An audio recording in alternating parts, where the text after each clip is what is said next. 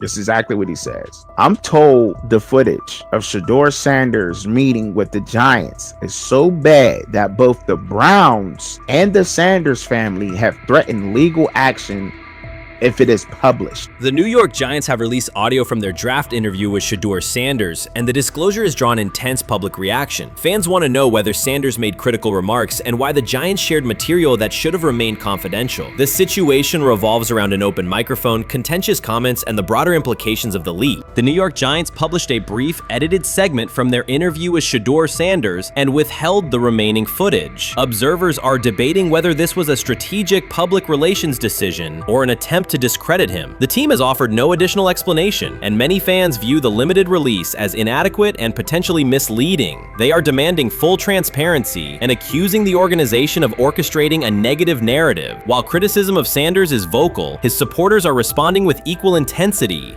There was another team that he sat down with. What do you mean it didn't go well after that? So, he was pissed that they did that to him. They did that to him. He counter-confronted The them. same thing they do to every other quarterback prospect. They did that to him. They slide in a mistake to see if you catch it. Right. And so Because you're the quarterback. But he didn't take it as a correction. He took it as like he got it's pissed just off. yeah, and it's like so here's another one. So another one was, he throws a bad interception, and like it was a deep throw early in the game, and he comes back and they go in the meeting, they show the interception. The Giants have released only a brief excerpt of the interview and are refusing to share the rest. Their decision has drawn criticism across TikTok, X, and Facebook, where many see it as a poorly handled public relations move. Fans are calling for the full recording to be published so the situation can be judged in its entirety. The GM is on film that the son, they asked the son last draft, yo, who you think I should pick? His son like, yo, you need to get the Jaden Daniels, big. This is what his son, it's on tape. You should go Jaden Daniels. He laughing at his son. And all right, cool, get Jaden Daniels. I don't even know how that tape got out. I wouldn't have let the get out. Shedeur Sanders appears unfazed by the situation. Although the Giants suggested he was more hype than substance, their handling of the interview has instead elevated his visibility. Analysts across major sports outlets are now discussing him more than before, keeping his name prominent in the news cycle. New York Giants, where these tapes at? You hear me? Because if Shedeur Sanders was so unprofessional, y'all would have leaked the tapes for the whole world could see, right? Cause understand, it's a lot of he say, she say. But one thing I do know, as a young black man growing up in this world, being straightforward and not sugarcoat anything. The Giants' PR team appears to reject Sanders' family connection outright, a decision many view as unprofessional and lacking nuance. Internal discussions seem to have dismissed quarterbacks with prominent relatives as poor fits for the organization, revealing limited awareness of public perception. The response was swift. A single edited clip ignited widespread debate on social media, with fans asking why essential segments were held back and what the team might be hiding. Critics argue that if the full interview contains nothing damaging, the club should release it in its entirety. Online discussion intensified immediately and continues to gain momentum. What they do during the film and the combine and the meetings is teams will install mistakes intentionally planted in the install, and they want you to catch them. Shedeur didn't, and when a coach called him out, once again, it didn't sit well. It's like, bro, there's not many teams needing quarterbacks, especially since Pittsburgh appears to have a deal with Aaron Rodgers and Tennessee's getting Kale Moore. The Giants' decision to withhold the full interview has produced an unintended result. Instead of diminishing interest in Shedeur Sanders, it has intensified it.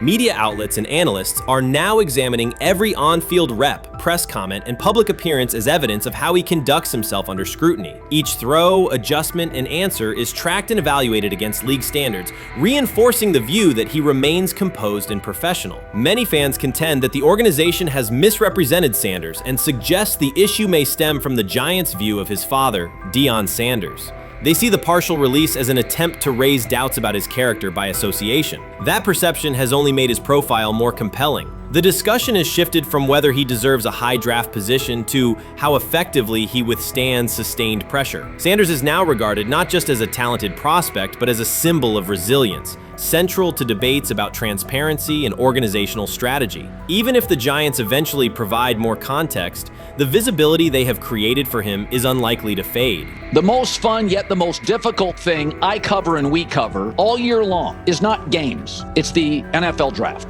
Because I've said this many times, you get lied to for a month to 2 months up to it. And so often during the draft, and every few drafts, there's a guy that really falls, precipitously falls. This year it was Shedeur Sanders, it's been Aaron Rodgers, it's been Dan Marino. Every few years somebody falls a lot. And so, but those stories don't come out until like the fall. Criticism of Shedeur Sanders from within the Giants organization has become increasingly public. Team communications appear focused on casting him as an overhyped prospect, whose character should be questioned, a narrative that seems aimed at shaping opinion rather than assessing performance. Yet each selective release or negative remark has instead amplified attention on Sanders and elevated his reputation. Efforts to confine him to a narrow, unfavorable image continue to produce the opposite effect, reinforcing his position as an underdog who endures external pressure. The debate has shifted from football analysis to broader concerns about narrative control and transparency. Fans, reporters, and online communities are still urging the Giants to publish the full interview, arguing that only complete context can resolve speculation. The organization's refusal to comply has intensified scrutiny and led many observers to conclude that the team underestimated public reaction and now faces questions it could have avoided with full disclosure. The tapes, the New York Giants have the tape. They definitely have the tape. It's confirmation that they have the tape. Shedeur didn't do nothing. Is what they saying he did. I'm gonna tell you what these mixed reaction right here. So we already know about the New York Giants, but the Pittsburgh Steelers head coach Mike Tomlin reported admired Sanders' talent, but hesitated to draft him due to previous challenges with quarterbacks like Russell Wilson and Justin Fields, leading to more cautious approach. Las Vegas Raiders. Sanders met with Raiders at the NFL scouting combine and expressed enthusiasm about potentially joining the team. His familiarity with the West Coast offense and quick release was noted positive, though concerns about his ceiling. Hours after the Giants posted that short audio clip, the timeline never slowed. Comment threads filled with frame-by-frame breakdowns, lip-read attempts, and side-by-side comparisons of what was said versus what was left out. Reporters called league contacts. No one could explain why a franchise would stir this level of curiosity only to seal the vault. Each refusal sharpened focus on Shedeur Sanders, turning routine throws into national talking points. Analysts kept circling back to the same note. His cadence at the line looks unchanged, steady against the noise. Hashtags demanding the full interview, trend drop, and trend again. Podcast hosts bump scheduled segments to lead with the leak. Rival teams get asked how they would handle a similar situation, then quietly check their own archives. Inside Giants headquarters, the plan to shape the story looks less like strategy and more like a slow burn spotlight they can't switch off. And now every preseason snap, every media availability, every stray sideline camera angle gets fed into a loop that asks, what are they still hiding? The file remains locked. Curiosity keeps compounding. Until someone presses upload or steps to a podium and explains the redactions, the subject drifts away from depth charts and play design, fixing instead on secrecy, control, and the risk of underestimating how fast attention turns pressure into permanence. Momentum isn't fading, it keeps recalibrating, louder, impossible to mute.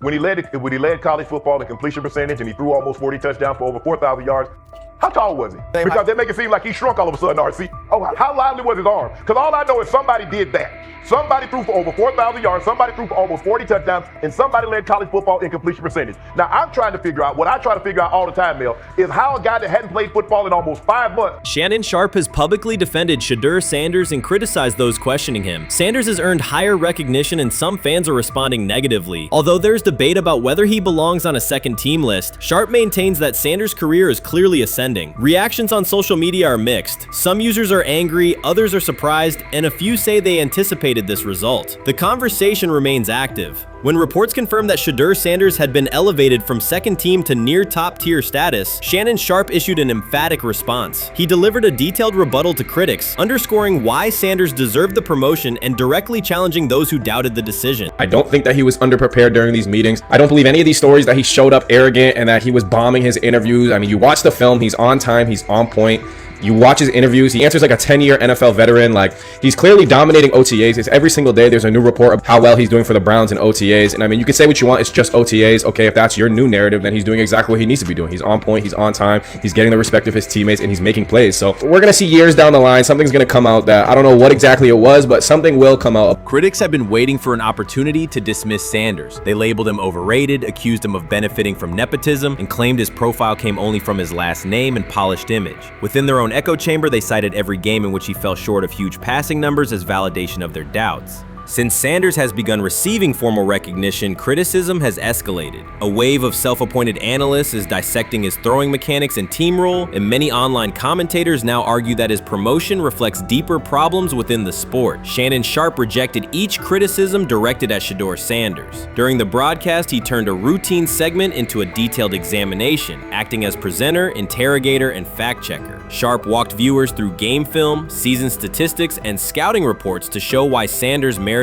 his recent promotion. Whenever a panelist claimed Sanders had not earned the role, Sharpe countered with completion percentages, efficiency ratings under pressure, and documented late-game drives that changed outcomes. He stressed that the backlash was driven less by on-field evidence and more by reluctance to revise earlier opinions. Sharpe argued that critics were upset not because Sanders lacked qualifications, but because his progress contradicted their initial narrative. By the end of the discussion, Sharpe had moved past simple defense and reframed Sanders as a clear example of performance-based advancement, demonstrating that early predictions can be wrong. Never heard of no Dylan Gabriel or Tyler Shock. What the hell is that? So how is Shedeur Sanders going behind them? I'll tell you how. Collusion. 4 different times they passed on him. How the hell does that happen? 4 rounds. It doesn't happen to a quarterback. We've never seen anything like this before. Shedeur Sanders with the watch. Shedeur Sanders with his bravado. Shedeur Sanders with this supposed arrogance or whatever. Shedeur Sanders' advancement did not happen by chance. While detractors questioned his resume online, he continued to prepare, attend every practice, and deliver accurate throws under pressure. The contrast between his output and the complaints directed at him has been stark. Some critics even argued the selection committee was, quote, biased toward performance, as if rewarding strong play were improper. Rumors quickly followed. Certain commentators speculated that a public relations push from the Sanders family must have influenced voters, suggesting everything from coordinated media strategies to alleged favors for coaches. None of these theories addresses the basic point. Sanders earned his promotion through consistent production, poise in the pocket, precise ball placement, and efficient decision-making. Shannon Sharpe highlighted these facts during his response. He noted that Sanders' performance metrics justify the recognition and emphasize that resistance to the move stems more from prior prejudice than from substantive evaluation. For Sharpe, the goal was clear: present the data, challenge unfounded claims, and correct the narrative. The discussion, therefore, became a broader statement about acknowledging merit and abandoning outdated assumptions. Colin Cowherd defend college basketball coaches who have gotten a DUI, come to their defense and say they didn't need to be fired, that they deserve a second chance. But Shedeur Sanders drives 40 miles over the speed limit, gets a one-on-one ticket, and Colin Cowherd comes on his show today and says he's out on Shedeur Sanders. He's seen enough. He can't support him anymore. He can't be in the Shedeur Sanders camp because of the speeding ticket. Shannon Sharpe addressed commentators who portray constant doubt as expertise. Those who discount strong performances with "we'll see," but declare bust after a single mistake. He noted their belief that progress only counts if an athlete visibly struggles. Sharpe's response was methodical rather than emotional. He presented evidence, cited statistics, and calmly refuted each claim. Following his remarks, several critics began revising or deleting earlier posts, recasting themselves as longtime supporters of Shedeur Sanders despite having questioned questioned him for months. Sharpe insists on accountability, naming specific individuals and dates while requesting public acknowledgement of prior errors. He argues that analysts cannot spend months undermining a player's potential and then quietly adopt a supportive stance once the athlete succeeds. These are serious, big-time, top-of-the-line playmakers that they have. If you can go 45 to 42 in the fourth quarter because your quarterback set the school record with 510 yards passing. He was flawless. Shedeur is big-time. I didn't know for sure, will it translate to the next level of competition? Yes, it might translate to the next level of competition as he can play. Critics who once claimed Shedeur Sanders was unprepared now hesitate to acknowledge their mistake. They resist retracting earlier comments and struggle to accept that an athlete can succeed without their approval. Sanders continues to share practice clips and game highlights without engaging the debate, while Shannon Sharpe documents every dismissive remark, ready to revisit them on national television. The disapproval did not slow Sanders. It underscored his progress and exposed the gap between perception and performance. As a result, the conversation has shifted. Analysts who doubted him now describe him as undervalued and publish detailed evaluations of his mechanics and game management, suggesting long-standing familiarity with his career. Grab hold of the starting job. Yes, but I don't think we're going to know which one until we get deep into August. Now, I think we tracked the reps everybody was getting at practice throughout the OTAs and minicamp. But when you talk to people there, they just want to make sure everybody got what they needed. And that, Kenny Pickett, we find out if he has the goods to be the starter. Joe Flacco, they back him off a little bit. He's 40. He may not need as much. The rookies, Shedeur Sanders and Dillon Gabriel, what do they need to learn to make the transition from the college game to the pro game? That's what the spring was about for the Browns quarterbacks. Now, Shedeur Sanders has moved from social media celebrity to on-field standout, and ESPN now lists him among its first-team candidates. Reactions are split. Some fans are impressed while others are skeptical. Whether this reflects Deion Sanders' long-term strategy or simply Shedeur's rapid development, the story is drawing widespread attention. Here's a look at what led to this moment. They never planned on taking him. The problem is, like Ocho Cinco said, you got somebody that has endeared himself to the locker room. And guess what? The difference between him and Tim Tebow, the biggest one, is he can play. He can throw the ball. Tim Tebow running around being an H-back. He can throw the ball. And he's done everything he needs to do. He ain't saying nothing. He ain't rocking the boat. He ain't mad about the reps. He ain't mad about none of that. All the people out there want to see is this, like Tyver said earlier. We want to see what he can do with Jerry Jeudy. Online reactions are sharply divided. Some fans strongly support Sanders, while others argue he is overrated. Traditional analysts cite statistics and claim his recognition comes mainly from his father's name. Sanders supporters are actively celebrating his rise and already predicting a future NFL career. Sports media outlets have made his candidacy a central topic of debate. The discussion now extends beyond statistics and victories to include his marketability, public image, and on-field presence. Sorry. Is Shedeur Sanders going to get a chance to win this job? Do you believe he gets a legit shot to win this job? Listen, I think, first of all, the action's going to really start in training camp. Like, forget all the OTA stuff. You don't win a job in OTA. The real action starts in training camp. And just like Shedeur said, during the mini camp, when it's time to take your rep, you got to make the most of it. Because I think early on, there's going to be a lot.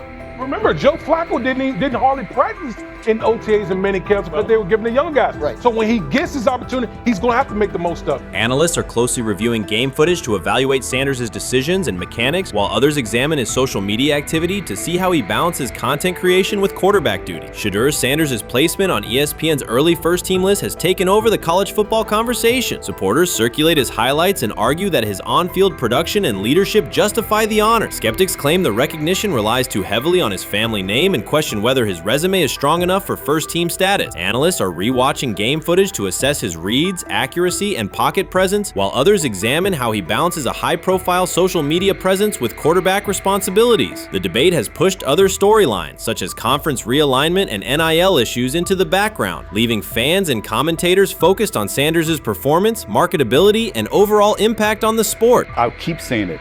I believe Shedeur Sanders should play more games than any other quarterback on this roster this year, because he's the only guy that I look at and say they might have something here. Because I'm telling you right now, they left night one of the draft saying we are taking our quarterback next year. So it's on Shedeur or Dillon or Kenny, probably not Joe, to change their mind. To change their mind. But you got to find out You gotta find out. Opinions differ on whether Sanders is benefiting from his family name or simply showing real progress, but the attention is undeniable. Social media is flooded with edited images elevating him to legendary status. Critics argue the first-team nod is driven by hype and marketability, while supporters point to his flashes of strong arm talent, field vision, and decision-making. Regardless of motive, the announcement has dominated the football news cycle and intensified debate over how much of his rise is performance-based versus media-driven.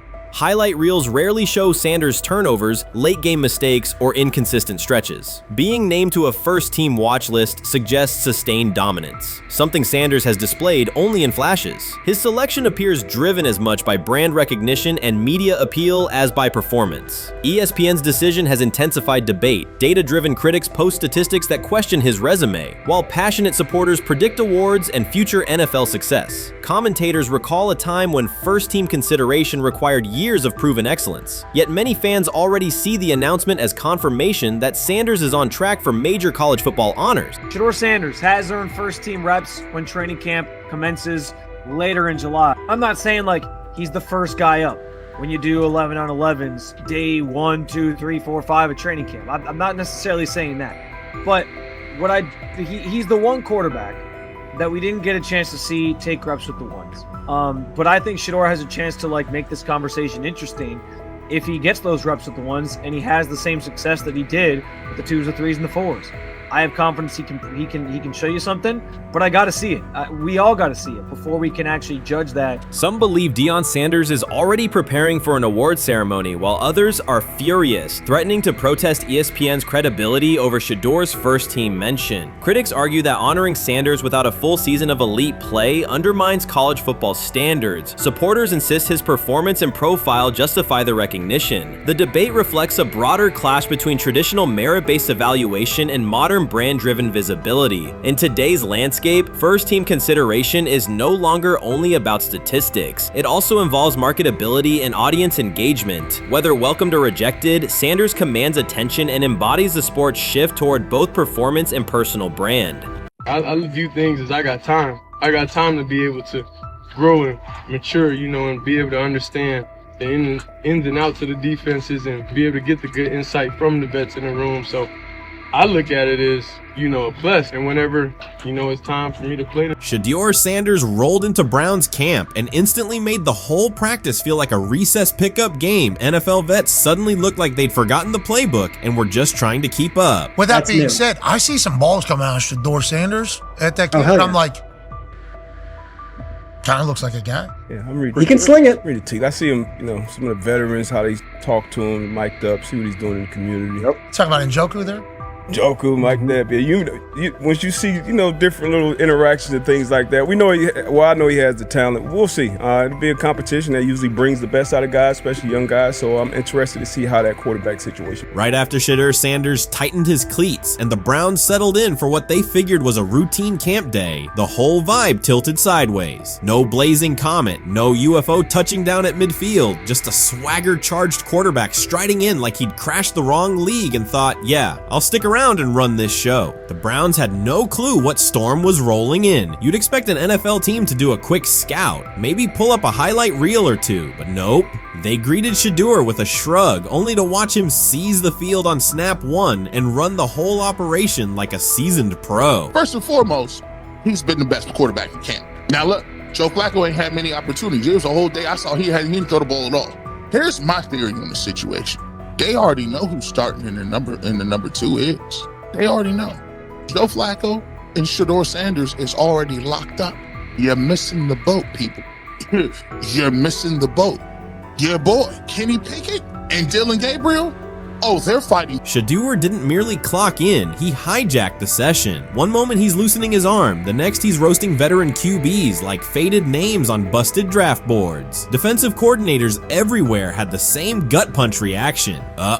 His pocket poise? Straight disrespectful. His timing? Psychic. And every pass left his hand like it was laser guided to its mark. While Shedeur Sanders was slicing up routes, the Browns secondary looked less like an NFL backfield and more like a gas gaggle of dads sprinting through a Saturday fun run. Big on enthusiasm, short on closing speed. Coaches fought the urge to slam the emergency horn. Players traded wide-eyed, "Are we serious?" stares, and someone even double-checked that a hidden camera crew wasn't about to pop out of the tunnel. But nope, this was pure Shedeur, half cold-blooded surgeon, half highlight factory. He wasn't dropping a casual "I'm here," he was crafting a masterclass. From the first rep, the tempo changed. Shedeur Sanders accepted the snap with steady footwork, diagnosed the Browns' single high shell, and delivered a tight window seam route that forced the free safety to recover late. Throughout the period, he manipulated leverage with quick shoulder fakes, moved through full field progressions, and released on time from a balanced base, consistently putting the ball on his receiver's upfield shoulder. Cleveland's coverage struggled on multiple fronts. Safeties hesitated between deep half responsibilities and underneath support, creating voids at 15 to 20 yards. Cornerbacks and off-man were caught in trail position when Sanders used rhythm throws on three-step drops, while those who tried press technique had their inside hand neutralized by his receivers' outside releases. Linebackers widened to match shallow crossers, leaving the middle hook unguarded for pivot routes and option digs. One corner attempted a line of scrimmage jam. Sanders immediately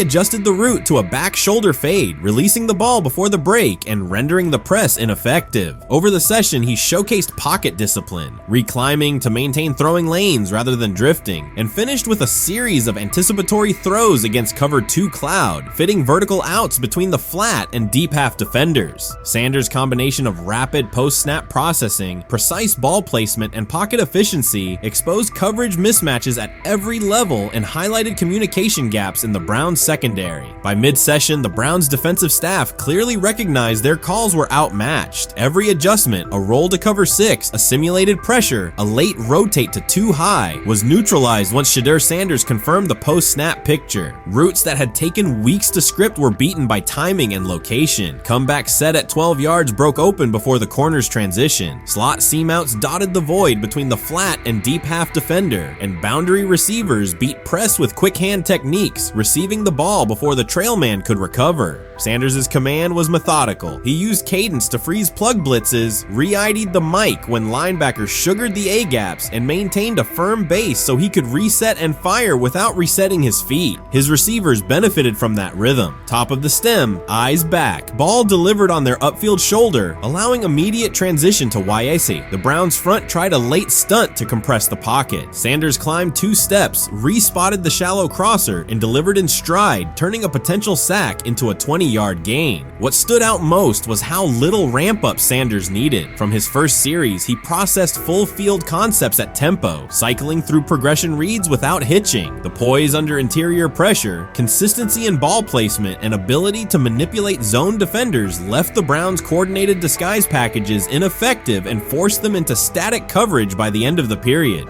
In short, Sanders' efficient mechanics, rapid processing, and anticipatory accuracy rendered Cleveland's defensive game plan ineffective at every level, from pre-snap disguise to post-snap spacing. Imagine there's many people that think Dylan Gabriel's a better quarterback than Shedeur Sanders. I don't care where they were drafted. If the Browns are the one team that thinks that, then I'm going to suspect it's not true. They don't know what listen, I've been on every quarterback evaluation for 30 years. Right. I never root against anybody. Yeah. But I'd be surprised if Dylan Gabriel's ever a legitimate starting quarterback for the Cleveland Browns. I'd be surprised. I just don't think. Well, then it is a wasted pick because you took him in the top 100. Yeah, but potentially. Yeah. May get away with it because of Shedeur. An edge rusher chirped at Shedeur Sanders between snaps, hoping to shake his rhythm. On the very next play, Sanders answered with a 30-yard laser, a deep dig from the boundary side that split the single high safety and the trailing corner. He hit the top of a 5-step drop, kept a firm base, and delivered on time to the receiver's outside shoulder, turning what should have been a routine rep into a sudden change explosive. From that moment on, every coverage wrinkle the Browns tried, rotating from cover 3 to quarter half, flashing a Tampa 2 shell, mugging both A-gaps, was met with a precise counter. When corners pressed, Sanders adjusted the route to a back shoulder fade. When safeties widened, he checked to a glance post. When linebackers bailed, he found the running back on a delayed option out of the backfield. Even late simulated pressures couldn't move him off his spot. He simply climbed, reset his feet, and fired. As Cleveland's defenders rotated through checks, Sanders manipulated them with cadence and eye discipline. He froze weak side safeties plays long enough to create intermediate windows, then feathered the ball into those lanes before help could arrive. When the Browns finally dropped 7 and matched every route, Sanders tucked the ball and converted 2 separate 3rd and 6 situations on the ground, reminding everyone that his mobility is as calculated as his arm. By the end of the session, the defensive coordinator's call sheet looked obsolete. Sanders had neutralized blitz looks, exposed spacing issues in zone, and forced the unit into static base coverage just to survive the period. It wasn't a camp drill anymore. It was a clinic on timing, processing speed, and controlled aggression, delivered snap after snap by a quarterback who never needed a warm-up lap to own the field. They never planned on taking him. The problem is, like Ocho Cinco said, you got somebody that has endeared himself to the locker room.